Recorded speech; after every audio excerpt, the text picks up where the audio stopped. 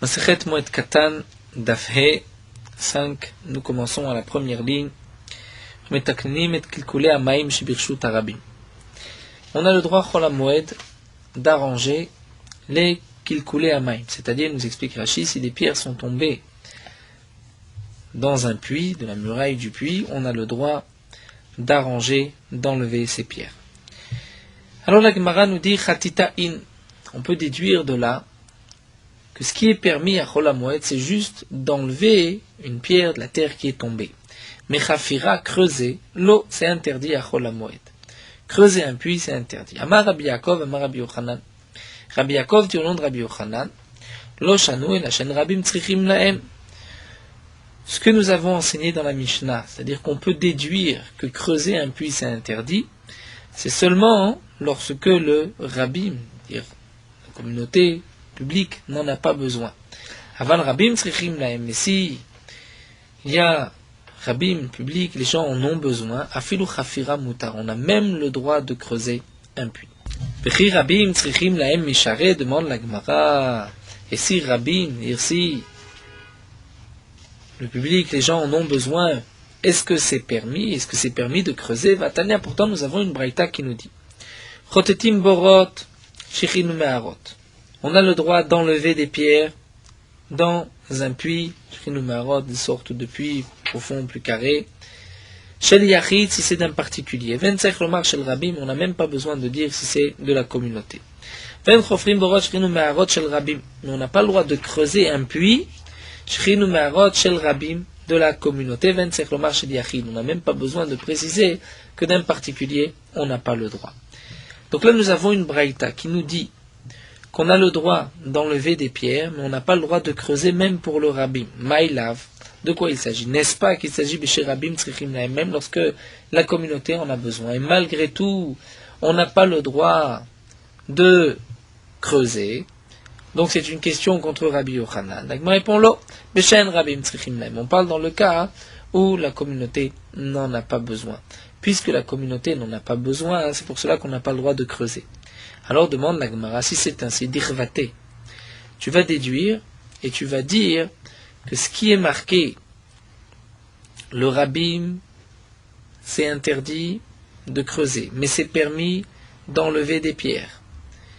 Même si on n'en a pas besoin pour la communauté. Et dans la même braïta, on nous parle aussi du particulier. Donc, Gabé Yachid, où c'est marqué que c'est permis d'enlever des pierres, mais c'est interdit de creuser, tu diras aussi, Shen Yachid Sarich Lahem, que le Yachid n'en a pas besoin. Donc, il vient simplement enlever les pierres, même s'il n'a pas besoin de ce puits. Hatita Mishare, est-ce que c'est permis? Dans ce cas-là, Vatania, pourtant, nous avons une braïta, Borot Shechinu Meharot Shel Yachid, Konse Maim Letocha, un puits, sorte de puits d'un particulier, on a le droit de mettre de l'eau à l'intérieur. Aval lo chotetin tam, on n'a pas le droit d'enlever les pierres.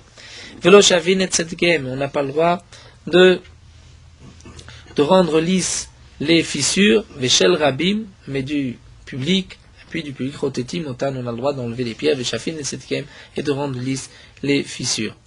Donc là nous avons une braïta. Comment on va comprendre cette braïta? Puisque cette braïta interdit d'être chotet, c'est-à-dire d'enlever les pierres du puits d'un particulier. Plus haut, nous avons vu qu'on a le droit d'être chotet même pour un particulier. Donc tu es obligé de dire que la différence est si le particulier en a besoin ou pas. S'il en a besoin, c'est permis. S'il n'en a pas besoin, c'est interdit. Donc maintenant, revenons à notre première braïta. Là où c'est marqué que c'est permis, on parle qu'il en a besoin. Et malgré tout, il n'a pas le droit de creuser. Et nous avons vu que le din est le même pour la communauté.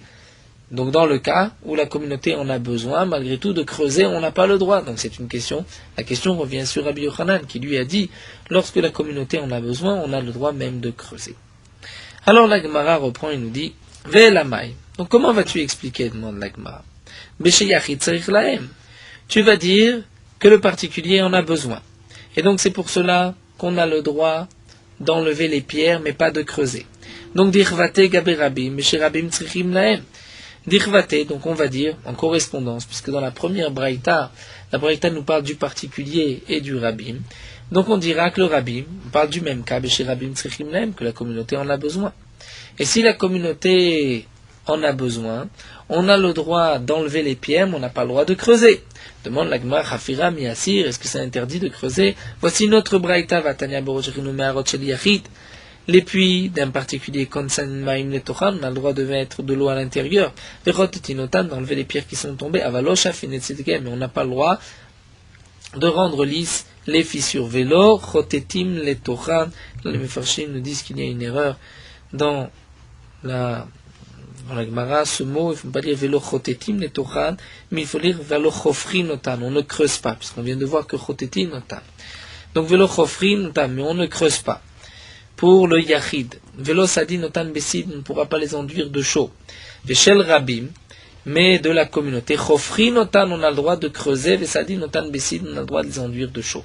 Donc là, nous avons une braïta où c'est marqué Mefourage, que pour la communauté, on a le droit de creuser. Si pour la communauté, on a le droit de creuser, donc la braïta qui nous dit plus haut que pour le Rabbim, on n'a pas le droit de creuser, c'est lorsque le Rabbim n'en a pas besoin.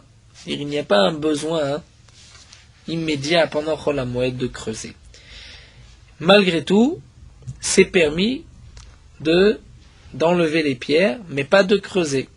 Et donc, d'irvater du Yachid, nous avons vu que le Yachid aussi, puisqu'il a le même dîme que le Rabbim dans la première braïta, donc il a le droit d'enlever les pierres, mais il n'a pas le droit de creuser, même s'il n'en a pas besoin. Et donc on avait posé la question, mais le Yachid, s'il n'en a pas besoin, il n'a pas le droit d'enlever les pierres. C'est ce que l'Agma demande maintenant, il a caché Arkamaïta. Donc la première braïta est difficile, mais Taritzachi, on va la répondre ainsi. Et on va dire, Chot et Timborot Shel Yachid, on a le droit d'enlever les pierres d'un puits, d'un particulier. Dans quel cas, Beshe Yachid Tzarich Lahem, si le particulier en a besoin. Ven Tzarich Lomar Beshel Rabim, on n'a même pas besoin de préciser. Si c'est le puits du public, qu'on a le droit d'enlever les pierres, que chez Rabim Tzrichim Lahem, lorsque le public en a besoin. Parce que, à ce moment-là, pour le public, Afelo Chavira Mutar, même creuser, c'est permis. Il y a là une différence entre le particulier et le Rabim.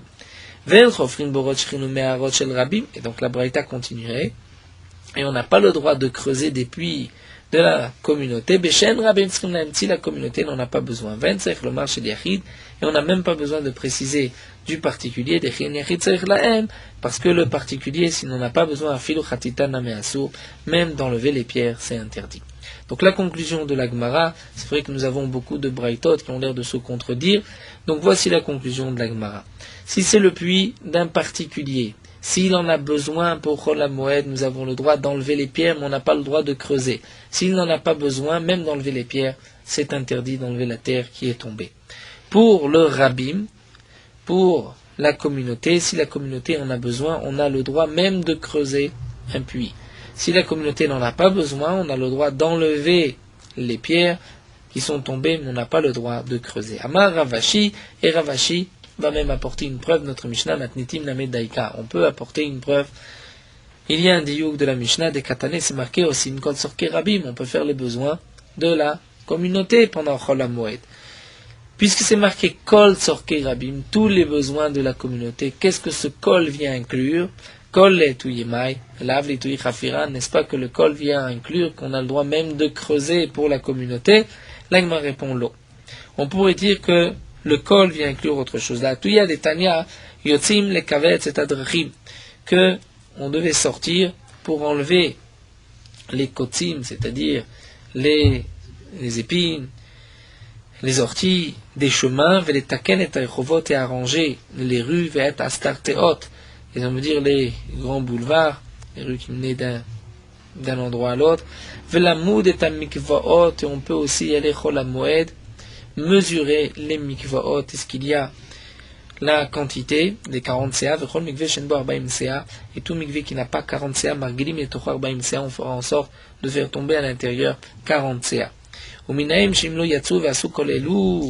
d'où est-ce qu'on sait que si le Beddin n'est pas sorti, n'a pas arrangé les chemins, chez Kol Damim, chez Nishpechusham, que tout le sang qui va être versé, c'est-à-dire si quelqu'un a un accident dans ses chemins et qu'il va se blesser, d'où est-ce qu'on sait que Ma'ale Alem Akatouf Kiloem Shafrum, que le Passouk, la Torah considère comme si le Beddin même avait versé ce sang. Talmud Lomar, c'est marqué Vaya Alecha Damim, et le sang sera sur toi. C'est-à-dire, si tu ne fais pas ce que tu dois faire d'arranger les chemins, tu es responsable de tout ce qui arrivera. Donc là, nous avons vu, dans cette braïta, que les tzorkei rabim, ce n'est pas seulement de creuser. Au contraire, tzorkei rabim, nous avons vu aller arranger les chemins. Donc, ce qui est marqué dans notre Mishnah, aussi, kol tzorkei rabim, on peut faire tous les besoins de la communauté. On ne va pas inclure même creuser un puits, mais on va dire arranger les chemins. Et donc, nous n'avons pas de preuve comme avait voulu Ravashi nous apporter. Mais la Gemara refute et nous dit, mais habeadia katanela. Si cette Mishnah voulait inclure qu'on a le droit et qu'on doit arranger les chemins, ça c'est déjà marqué dans la Mishnah. On arrange les chemins, les rues, et les mikvaot, les bassins d'eau, aussi kol tzorkei rabim. Et c'est marqué à la suite, on fait tous les besoins de la communauté. Donc, les tunimai. Pourquoi le Tana reprend kol tzorkei rabim, puisqu'il a déjà dit qu'on doit arranger les chemins? Maïlav et tuyi chafera shmamina. Donc, la preuve de Ravashi est valable. Le Tana a certainement voulu inclure la chafira, c'est-à-dire qu'on a le droit pour les besoins de la communauté de creuser. Si la communauté a besoin, on peut creuser un puits. Donc Shema Mina, on peut déduire de là. Donc la conclusion de la Gemara, ce qui est marqué dans notre Mishnah, qu'on a le droit d'enlever les pierres qui sont tombées dans un puits, c'est seulement d'un puits que le rabbin n'en a pas besoin. Et donc on a le droit d'enlever les pierres, mais on n'a pas le droit de creuser. Mais si le rabbin en a besoin, on a le droit même de creuser, puisque c'est marqué Osim Kol Tzorkei Rabim. On continue, nous avons vu dans la Mishnah Metzainim et Takvarot qu'on devait faire un tziyun, c'est-à-dire marquer les tombes. Avec de la chaux, on avait l'habitude de mettre de la chaux sur les tombes, là où il y avait un mort, pour ne pas que un Kohen ou un homme qui a des ta'arot, c'est-à-dire des aliments purs, passe sur cette tombe et rende impur les ta'arot, ce qui est pur, ou que le Kohen devienne impur. Amar Rabbi Shimon ben Pazi. Rabbi Shimon ben Pazi nous dit Remez et Tziyun Gvorot min Torah. Nous avons une allusion à cette habitude, cette obligation de montrer, de signaler les tombes min Torah. Minaim d'où est-ce qu'on sait. Talmud Lomar, c'est marqué dans le Nar. Dans Yecheskel, c'est marqué Vera et Madame, il a vu l'ossement d'un homme. Ubana et Tziyun, il a construit à côté de ses ossements, Tziyun, c'est-à-dire comme une tombe, il a signalé qu'il y a là un mort. Donc on voit du pasouk qu'il y a donc cette habitude, cette obligation du Beddin de signaler les tombes.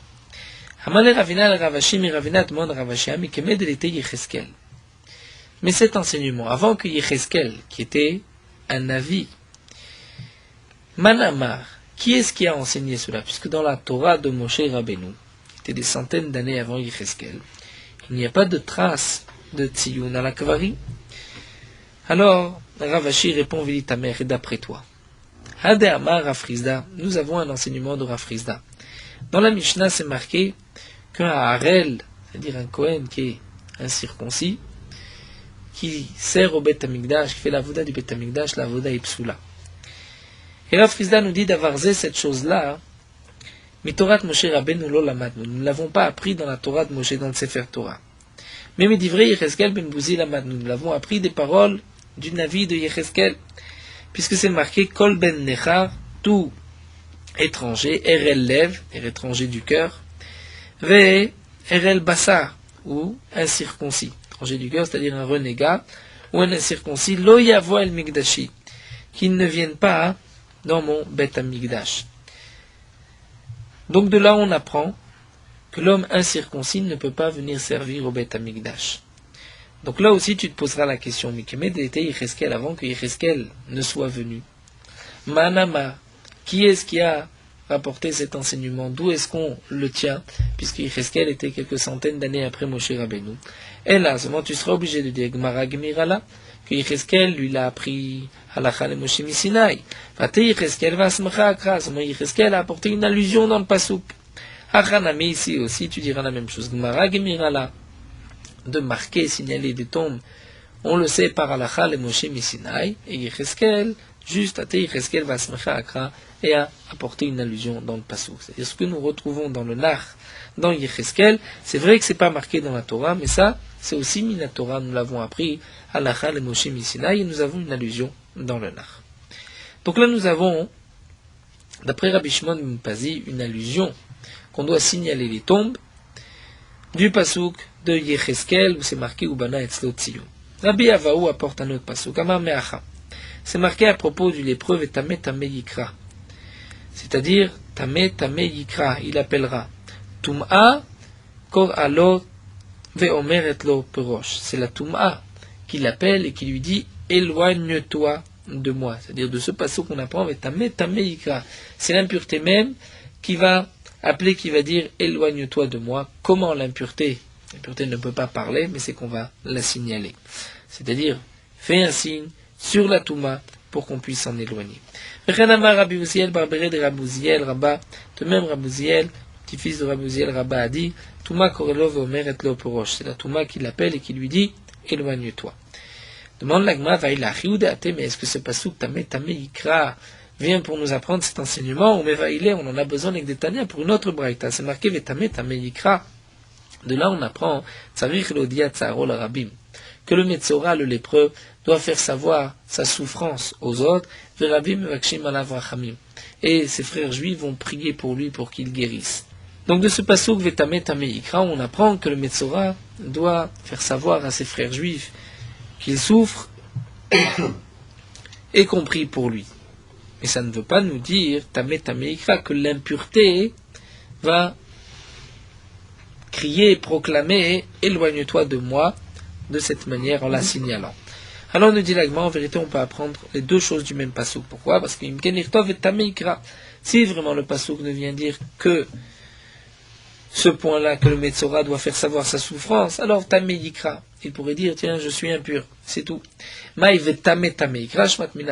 apprend ces deux choses-là. Donc une chose que le Metzora, le lépreux, doit faire savoir à ses frères sa douleur, sa souffrance pour qu'on prie pour lui, mais aussi que l'impureté va appeler, va crier, va dire éloignez-vous de moi. De quelle manière? Lorsqu'on va la signaler.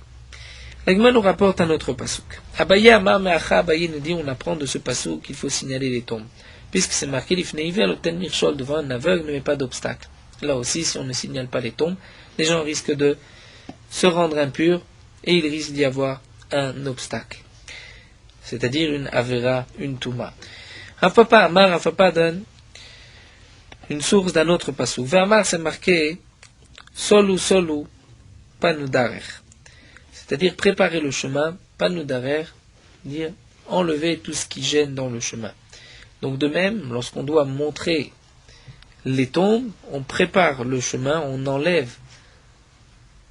toute tombe de cette manière, on montre quel est le chemin qu'on va emprunter. Rafrenena Amar, Rafrenena nous dit, puisque c'est marqué dans le pasouk, à la suite du même pasouk, Harimu mirshol miderech ami, lever l'obstacle du chemin de mon peuple. Donc comment on va lever un obstacle? Lorsqu'on va marquer les tombes, on lève l'obstacle puisqu'on ne marchera pas dessus.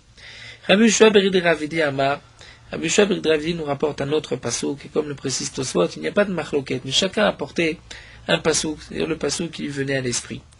C'est marqué dans le pasouk Veodata lahem et aderech yilchuba, tu leur feras savoir le chemin qu'ils doivent emprunter. C'est à propos des lois, où on doit enseigner au Béné Israël quel est le chemin de la Torah, qu'est-ce que les gens doivent faire et doivent s'abstenir de faire. Mais dans la dracha, c'est-à-dire tu dois leur montrer le chemin en signalant les tombes, ainsi ils sauront quel est le chemin à prendre. Marzoutra Amar, Marzoutra nous dit de ce passage, c'est marqué Vizartem et Béné Israël metumatam.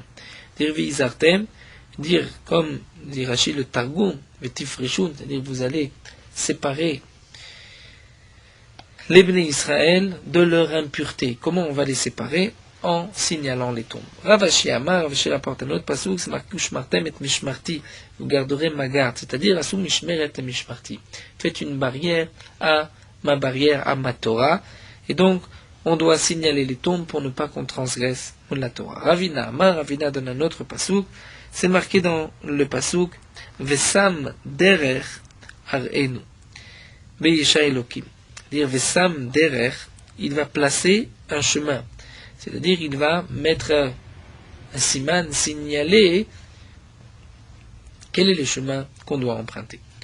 Amar Rabbi Yoshua ben Levi, Rabbi Yoshua ben Levi nous dit, Kol Hasham Ochotav, tout celui qui va évaluer sa conduite, c'est-à-dire qu'il va réfléchir à chaque action, qu'est-ce qu'il gagne de faire tel ou tel avéra, qu'est-ce qu'il perd en ne faisant pas cette mitzvah. Zocher veroe bishuato shel HaKadosh Baruch Hu. Il aura le mérite de voir la délivrance d'Akadosh Baruch Hu. Chez Neymar, comme c'est marqué dans le pasuk, Vesam derech beyisha Elokim renu beyisha Elokim. Il verra la délivrance d'Hachem. Dans le pasuk, c'est marqué Vesam, c'est-à-dire placer le chemin. Mais Rabbi Shua ben Levi nous dit Altikre Vesam et la Vesham. C'est-à-dire il va évaluer son chemin. Il va réfléchir avant toute action. Et là, la suite du pasuk, Karen ou beyisha Elokim, il verra, je lui montrerai la délivrance d'Hachem. Rabbi Yannai avait au Talmida. L'Agma nous raconte que Rabbi Yannai avait un élève, de Kol Yoma avait Makshele. Tous les jours, cet élève lui posait des questions. Mais le Shabbata des Rigla, le Shabbat des fêtes, où l'habitude était que tous les habitants de la ville se rassemblaient chez le Rav pour écouter la dracha, ce jour-là, l'Oav avait Makshele. Il ne lui posait pas de questions. Pourquoi? Puisqu'il se disait, pourquoi il ne posait pas de questions? Puisque l'élève pensait, si je pose une question à mon maître et qu'il ne va pas me répondre en présence de toute la ville, il va avoir honte. Eh bien, Karé Aléa Rabbi Yannai a dit sur son élève, et on peut appliquer sur lui le pasuk, Vesam derer renu beyisha Elokim, c'est-à-dire Vesam derer, comme on veut, Vesham derer, c'est-à-dire il a évalué le bon moment, est-ce que c'est maintenant le moment de poser des questions ou pas. Donc là, nous avons vu plusieurs sources, plusieurs mekorot dans les psukim, qu'on doit signaler les tombes pour ne pas qu'un homme, un Kohen, se rende impur, ou bien un homme portant de la terouma, ou un aliment, des taharot, un aliment de kodesh, rende impur ces aliments. Tanu Rabbanan, l'Agma nous rapporte une braïta et nous allons développer ce digne de Tziyun al Akvarim. La braïta nous dit El Metsainim lo al kazait minamet. On ne va pas signaler lorsqu'il n'y a que le volume d'une olive kazaït d'un mort. Velo al etzem kaseora, ou s'il y a un os kaseora comme le volume d'un grain d'orge, on ne le signalera pas non plus. Velo al davar sheno metame boel. De même, on ne signalera pas sur toute chose qui n'est pas metame boel, qui ne communique pas l'impureté boel, c'est-à-dire lorsqu'on va passer sous le même toit, puisqu'il y a différentes manières de communiquer l'impureté. Un mort peut communiquer l'impureté lorsqu'on le touche, lorsqu'on le porte, ou lorsqu'on se trouve sous le même toit. Lorsqu'on se trouve sous le même toit, c'est aussi lorsqu'on est sur un mort, lorsqu'on est sur on sert de toit, on est au-dessus du mort, on devient aussi impur. Donc le principe d'être metsayen, c'est-à-dire de signaler, c'est lorsqu'il y a une tumat oel, lorsqu'il y a une impureté d'oel. C'est-à-dire si on passe au-dessus du mort, on risque de devenir impur, là il faut signaler.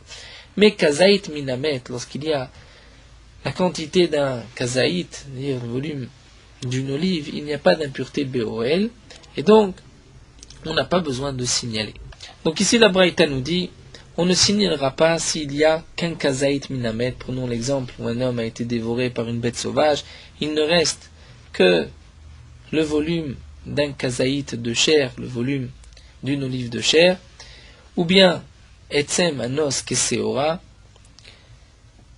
on ne signalera pas, comme nous verrons pour quelle raison dans la Gemara. De même, lorsqu'il n'y a pas d'impureté de OL, on ne signalera pas ces ossements. Aval metzainim ala shidra. Veal agulgolet. Mais on pourra signaler s'il y a là enterré une colonne vertébrale. Même que c'est d'Irachi, un seul os, il y a une tumat OL. Veal agulgolet, ou sur un crâne. Ou encore al-rov binyan, si on a la majorité du binyan, c'est-à-dire de la construction de l'homme. C'est-à-dire dans les membres de l'homme, dans les os de l'homme, il y a des os qui sont plus grands que d'autres.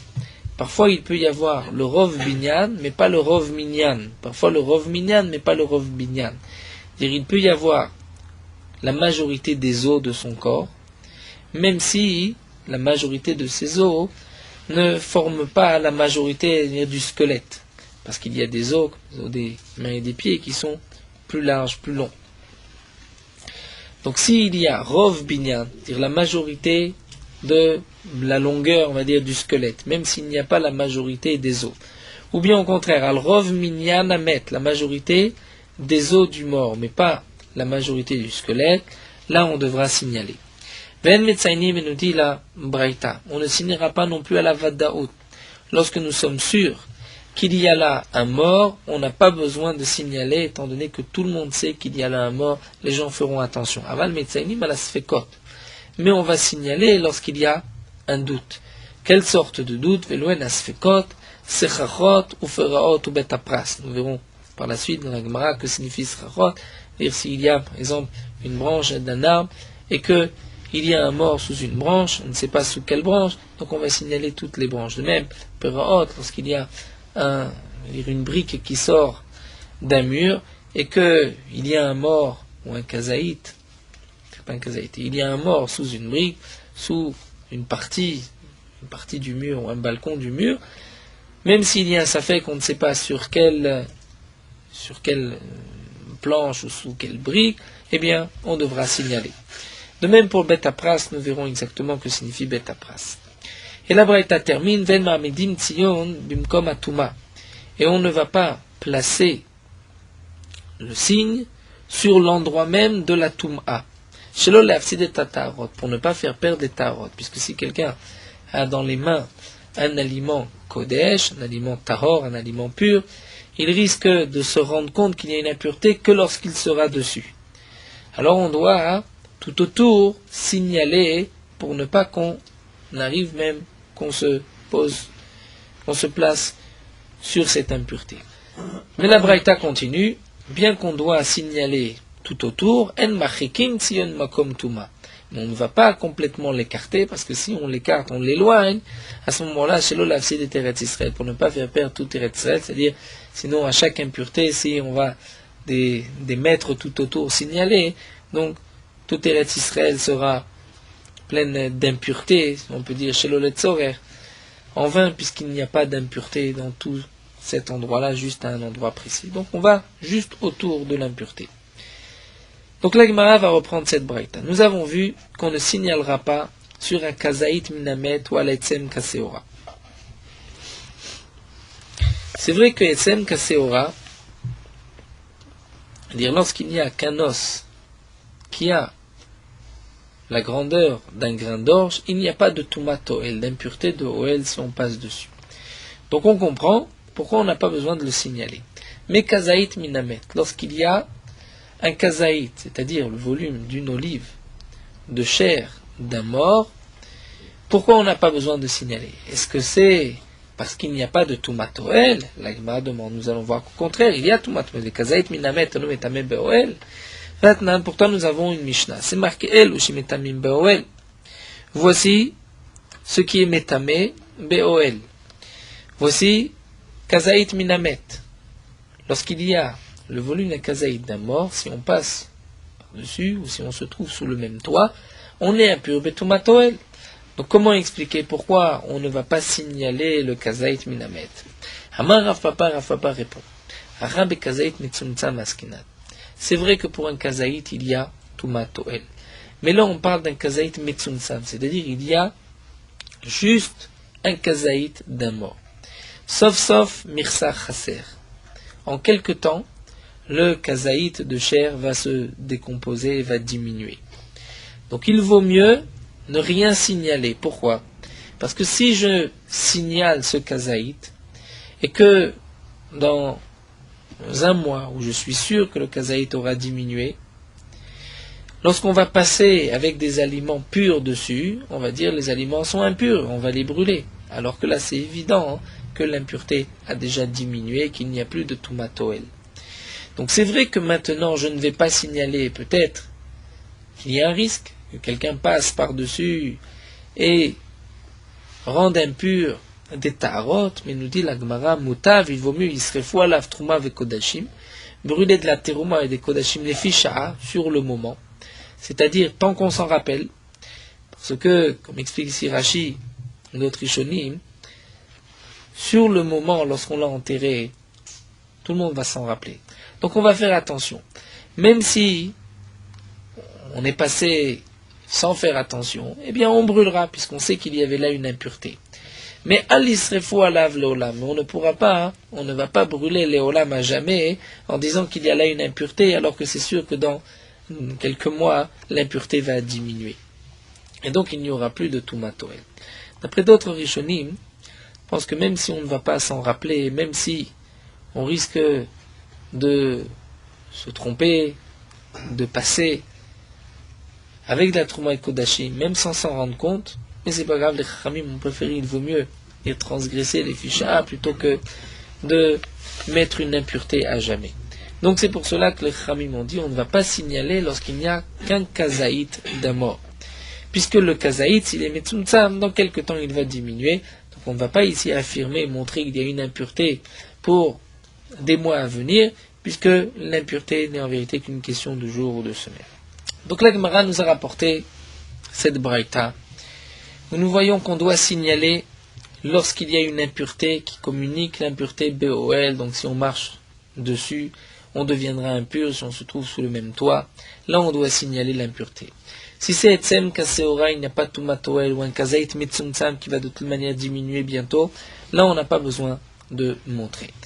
De même, on n'a pas besoin de signaler. De même, nous avons vu qu'on doit signaler seulement là où il y a un doute. Là où il y a une vadaout, on est sûr, on n'a pas besoin de signaler puisque tout le monde sait qu'il y a là une impureté. Alors la Gemara va reprendre les sfekot. Velouen asfekot, voici les doutes. Sechachot ou peraot. De quoi il s'agit? Sechachot, c'est ilana meser ala aretz. Il y a un arbre qui est penché sur la terre et qui fait de l'ombre. Il y a une branche sur la terre et il y a peut-être un mort sous une de ces branches. Donc on va signaler tout autour pour ne pas qu'on risque de rendre impur par l'impureté de ce mort. Donc il y a une impureté sous une branche, on ne sait pas sur laquelle, eh bien on va faire un signe sur toutes les branches. Perot, de quoi il s'agit? C'est avanim perot ayotzat minageder. Ce sont des pierres qui sortent d'un mur et il y a peut-être une impureté sous une pierre, eh bien on devra signaler tout cet endroit là où il y a un doute. Betapras. Que signifie betapras? Betapras kiditnan, comme c'est marqué dans la Mishnah. Achoresh et kever. Si un homme laboure un champ et il y avait une tombe dans ce champ. Donc maintenant, les os de ce kever, de cette tombe, se sont éparpillés dans le champ. Donc on peut dire que tout le champ devient maintenant impur, puisque lorsqu'on va marcher, on risque de déplacer des os, de devenir impur. Areuose betapras. Puisqu'on a labouré le champ, on le rend betapras. Vekamaou ose. Et combien on peut dire que lorsqu'on laboure, on va étendre les os. Melo ma'ana, c'est-à-dire me'ama. L'équivalent d'une rangée de la charrue, c'est 100 amot. Donc lorsqu'on va éparpiller, sur un rayon de 100 amot, on peut peut-être éparpiller un kever. Donc la Gemara nous dit que pour un betapras, il faudra signaler, attention, ça c'est un champ betapras où il y avait une tombe, on a labouré le champ, donc les os sont éparpillés. Demande la Gemara, mais nous venons de voir qu'on ne signale seulement là où il y a une impureté BOL. Une impureté si on marche au-dessus, ou on se trouve sous le même toit. Mais betapras, mimetame BOL, le betapras, c'est vrai qu'il peut y avoir des petits ossements, mais ces os ne sont pas metame BOL si on passe dessus, seulement si on les touche, on les déplace. Ve'amar Rabuda mar Shmuel, pourtant Rabuda dit au nom de Shmuel. Menape Adam betapras voler. C'est-à-dire un homme qui va égorger son korban Pesach. Il doit passer par un betapras. Mais si il se rend impur, il ne pourra pas faire son korban Pesach. Bien les Chachamim lui ont permis de se mettre à quatre pattes, de souffler devant lui, et s'il y a un os qui est à la surface sur la terre et qu'il risque de déplacer, en le soufflant, il va l'enlever sur les côtés, et donc il peut ainsi traverser le champ. Donc là, nous dit Rashi, il est évident que s'il y avait une Tumat Ohel, il ne peut pas se déplacer, même s'il marche à quatre pattes, puisqu'il y a peut-être un os qui est sous la terre, d'ailleurs, et lorsqu'il va se pencher, il va se pencher dessus, et donc il deviendra impur. De même, Rabbi Yehuda Barami Mishme Deoula Amar a dit que Bet Apras Shenidash Taor. Si nous avons un Bet Apras qui a déjà été piétiné, il est pur, Rashi explique ailleurs, parce que lorsque les gens sont passés, ont piétiné, ils ont certainement émietté les os, il ne reste pas le chiour de Kasséora comme le volume d'un grain d'orge. Et donc, il n'y a plus d'impureté. En tout cas, on voit qu'il n'y a pas d'impureté de Oel pour un Bet Apras. Amar Rav Papa répond Lokashia. Il n'y a pas de contradiction. Dans un cas, c'est vrai qu'on doit signaler, dans un cas, on ne doit pas signaler. Tout dépend. Kan besade shavad bakever, kan besade shenechaj bakever. C'est-à-dire, nous dire à papa, il y a deux sortes de Bet Apras. Il y a un champ, shavad bakever, où on a perdu une tombe. C'est vrai qu'il y avait un homme enterré ici, on ne sait plus où il est enterré. Là, on doit signaler le champ, étant donné qu'il y a Tumat Oel. Mais sadeh shenechaj bakever, un champ où il y avait une tombe, on a labouré, donc on a éparpillé tous les os dans le champ. Là, effectivement, c'est vrai qu'il n'y a pas de Tumat Oel et on n'a pas besoin de signaler. La Gemara demande, sadeh shenechaj bakever Bet Apras karele. Un champ où on a labouré une tombe, c'est appelé Bet Apras. Et la Gemara nous dit oui, c'est marqué comme nous le voyons dans cette Mishnah, Vatnat, Shlosha Bet Aprasen, il y a trois sortes de Bet Apras, sadeh shenevad bakever, un champ où on a perdu une tombe, on ne sait pas où elle se trouve, et sadeh shenechaj bakever, et un champ où il y avait une tombe qui a été labourée, et sadeh buchim, nous allons voir de quoi il s'agit. Donc la Gemara nous apporte une preuve que sadeh shenechaj, un champ qui a été labouré, est aussi appelé un Bet Apras. D'après le Gaon de Vilna, la question de la Gemara se trouvait sur le sadeh sheavad bakever, un champ où on a perdu une tombe, on ne sait pas où se trouve la tombe dans le champ. Est-ce que c'est aussi appelé Bet Apras? La Gemara répond, c'est aussi appelé un Bet Apras. Donc la Gemara a expliqué notre braïta. Nous avons vu qu'on doit signaler les tombes, qu'on doit signaler lorsqu'il y a une impureté, mais une impureté qui communique B-O-L, la Tum'a. Nous avons vu aussi que sur les sfekot, c'est-à-dire seulement lorsqu'il y a un doute, c'est là qu'on doit signaler.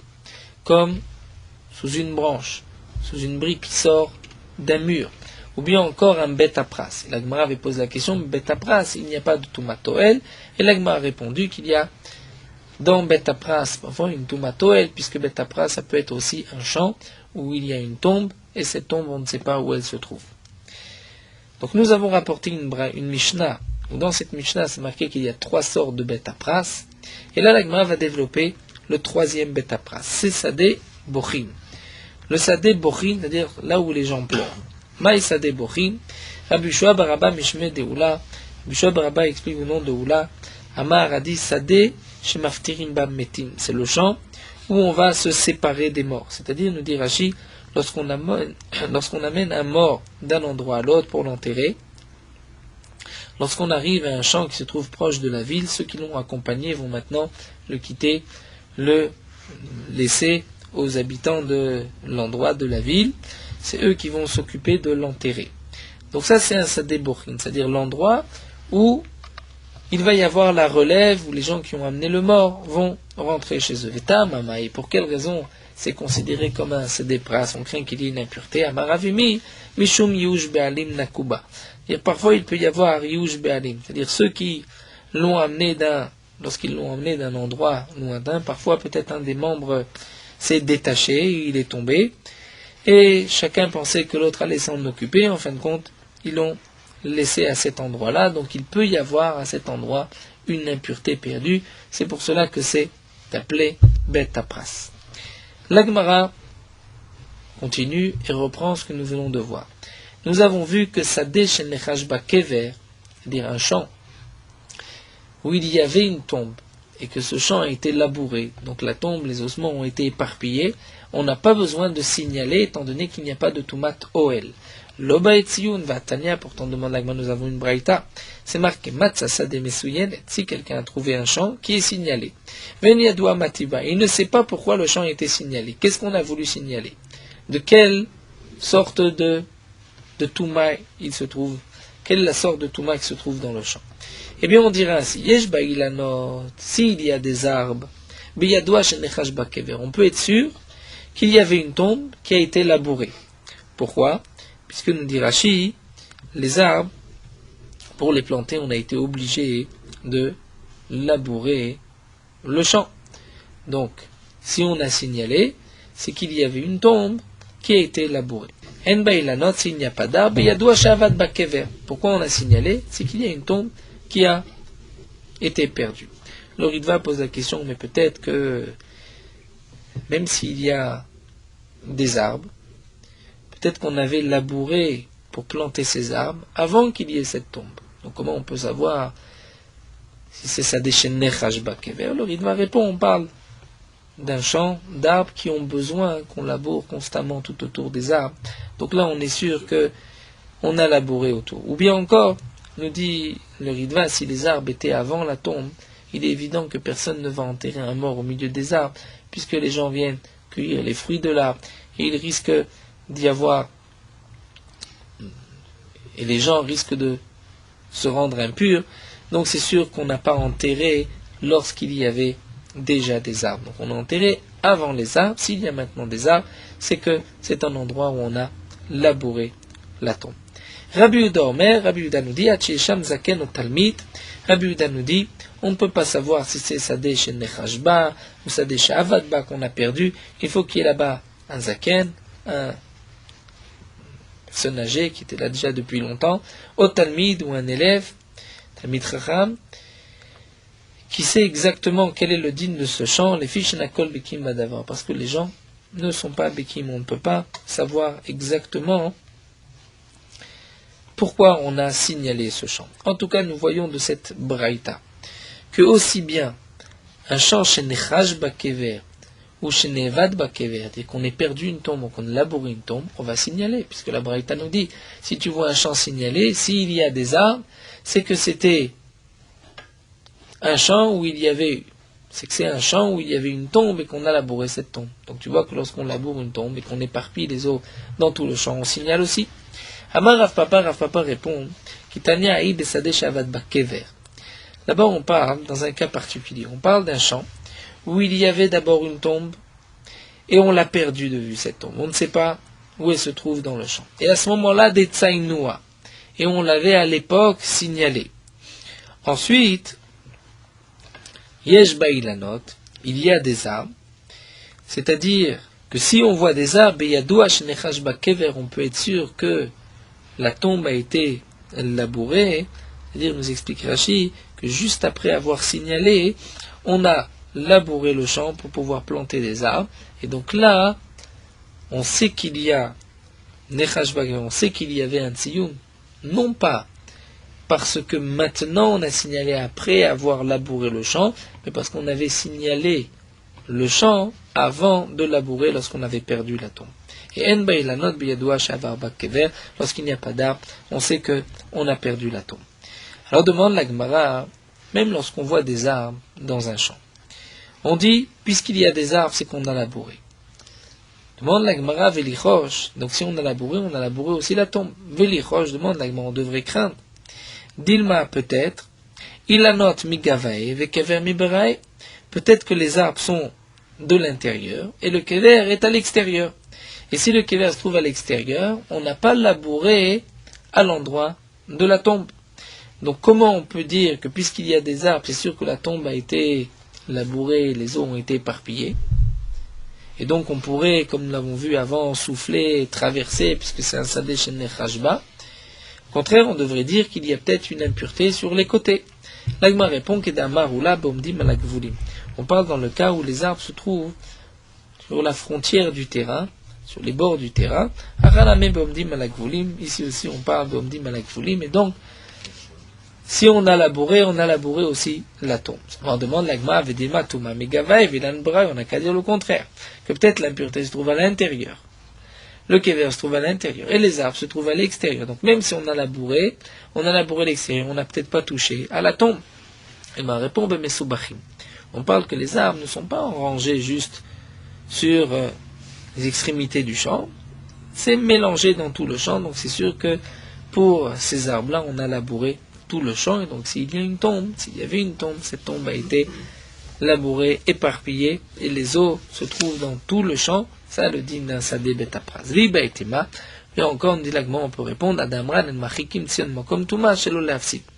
Liba etima, ou encore on peut répondre à Amran, N'est-ce pas que nous avons vu qu'on ne va pas éloigner Tzion, le signe de l'impureté, pour ne pas élargir le champ impur, le champ considéré comme impur.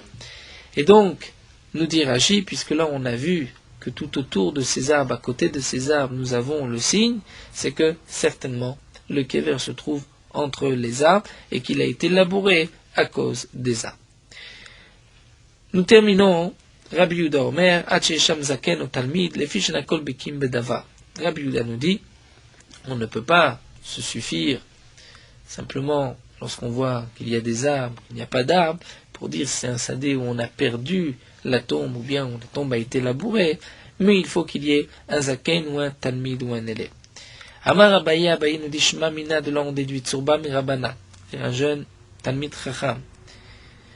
Des Ikabe Mata qui se trouve dans la ville, eh bien, Kol Mile de Mata Ale Haramia. Il doit savoir tout ce qui se passe dans la ville, il doit être au courant, il doit chercher à être au courant, puisque nous voyons que d'après Rabbi Yehuda, on doit demander au Talmid Chacham pourquoi ici on a mis un signe, un tziyun sur ce champ, et lui doit nous répondre est-ce que c'est Sadeh Shene Vad Bakever ou Sadeh Shene Chash Bakever.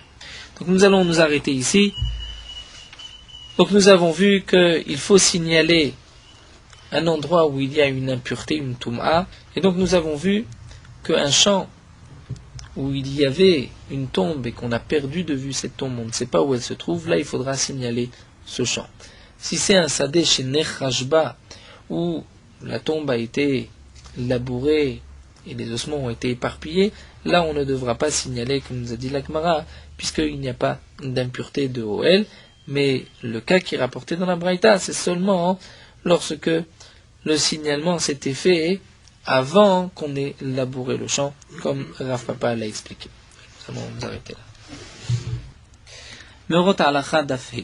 En marvim simcha besimcha. On ne mélange pas une simcha dans une autre, une joie avec une autre joie. C'est pour cela que nous avons l'interdiction de se marier pendant Chol HaMoed, puisqu'un homme doit se réjouir par la fête, la demi-fête, et non pas par son mariage en même temps. Même de faire un mariage, contracter un mariage sans repas de noces, c'est aussi interdit. Cette interdiction, c'est aussi bien pour celui qui épouse une jeune fille ou une veuve, une divorcée, mais pour celui qui reprend sa divorcée, il a le droit de se marier Machol HaMoed. Quand un homme a divorcé sa femme, il décide de la reprendre, de se remarier, il a le droit de l'épouser pendant Chol HaMoed. On a le droit de conclure un shidur Chol HaMoed, dire de faire un fiançailles, mais la Segouda, c'est-à-dire le repas de ces fiançailles, de ce shidur, certains interdisent de le faire, d'autres poskim le permettent. Dans tous les cas, si on ne fait pas un véritable repas, juste maisonnote, gâteau, quelques boissons, on ne doit pas être trop strict et on peut permettre. A-t-on le droit de faire des sheva brachot pendant Chol HaMoed? Bien que nous avons vu qu'il y a une interdiction de se marier pendant Chol HaMoed, mais si un homme s'est marié avant Chol HaMoed, il pourra continuer les Sheva Brachot pendant la semaine de Chol HaMoed. Nous avons le droit de faire une Seouda de Brit Mila, donc un repas pour une circoncision ou pour Pidyon Haben, le rachat d'un premier-né,